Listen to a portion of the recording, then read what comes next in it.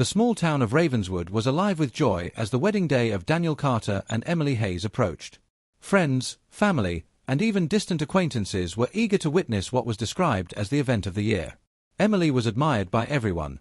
She had a warmth that seemed to brighten even the gloomiest of days. Her career as a schoolteacher made her well loved among children and parents alike, and her gentle kindness left a lasting impression on everyone she met. Daniel, on the other hand, was known for his confidence and business success. His charisma made him a respected figure in town, and together they seemed like the perfect match. Their union was celebrated as the kind of love story others envied.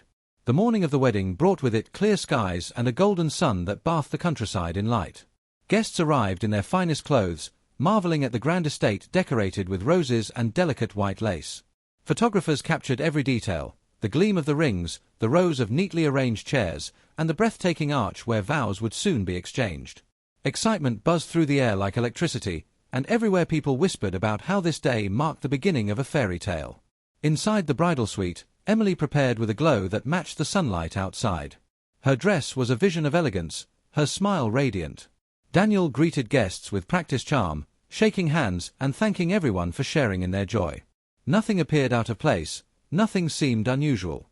To the crowd, it was a celebration of love and devotion. Yet, beneath the laughter and anticipation, an unseen shadow lingered, an invisible thread of darkness weaving its way silently into what was supposed to be the happiest day of their lives. Behind the confident smile Daniel wore, there existed a reality few could have imagined. His outward success was little more than an illusion, a carefully built facade hiding years of reckless decisions and poor investments. His businesses, once hailed as thriving, were now drowning in debt. Collectors called relentlessly, and unpaid bills piled up on his desk in envelopes he pretended not to see. In the weeks leading up to the wedding, Daniel had grown desperate. Every conversation he had with bankers ended in rejection, and every chance at saving his reputation seemed to vanish before his eyes. Yet, he refused to let the world know the truth. His pride, his image, and his obsession with control would never allow it. What no one at the wedding realized was that Daniel had already chosen a way out of his troubles. Months earlier, he had taken out multiple life insurance policies under Emily's name, disguising it as a gesture of love and protection. To Emily, it seemed like another sign of his devotion, but to Daniel, it was a lifeline. He saw her not as the woman he adored, but as a solution to his unraveling life. While Emily busied herself with plans of a future together, Daniel was meticulously planning something far darker. On the day of the wedding, Daniel played the role of the doting groom flawlessly. He greeted guests warmly, laughed at jokes, and held Emily's hand with convincing affection. Yet, behind his eyes, calculations never stopped. He thought of the debts waiting to be erased, the freedom that awaited him if only he followed through.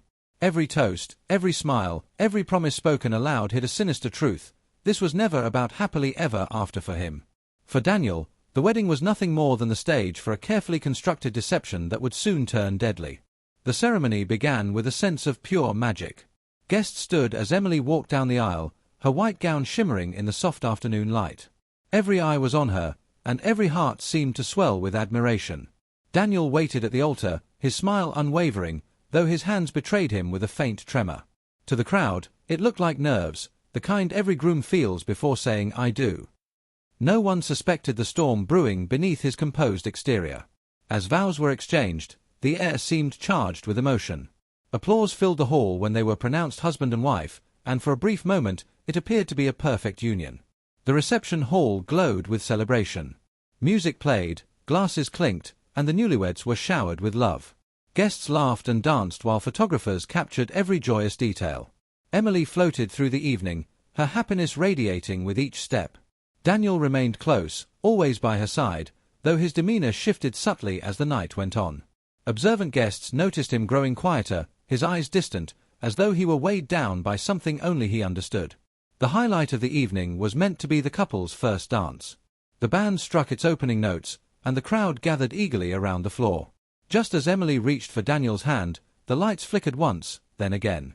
A murmur spread through the room, quickly silenced when a scream tore through the air. Panic rippled as people turned in every direction, searching for the source. Within moments, it became clear: Emily was missing. Her place on the dance floor stood empty, her presence vanished as if she had been swallowed by the shadows. Gasps filled the room while confusion turned into fear, and yet, Daniel's face remained disturbingly calm. Hours of frantic searching turned the once celebratory estate into a scene of chaos. Guests, once dressed for joy, now moved in disarray through the gardens, halls, and corridors, calling out Emily's name. Panic hung heavy in the air as whispers of kidnapping spread from one group to another. The police arrived quickly, transforming the venue into a crime scene. Officers instructed everyone to remain inside while teams scoured every corner of the sprawling estate. The festive music had long since fallen silent, replaced by the echo of hurried footsteps and the crackle of radios. The breakthrough came when an officer noticed a locked storage room at the far end of the building, an area meant for spare decorations and catering supplies. The door resisted at first, but when it finally gave way, the horrifying truth was revealed. Emily's body lay hidden behind stacked crates, her wedding dress torn and stained. The sight was devastating, and a collective gasp rippled through those who witnessed it. What should have been her happiest night had turned into her final moments, ending in brutal tragedy. Investigators immediately turned their focus to Daniel. Evidence began piling up with startling speed.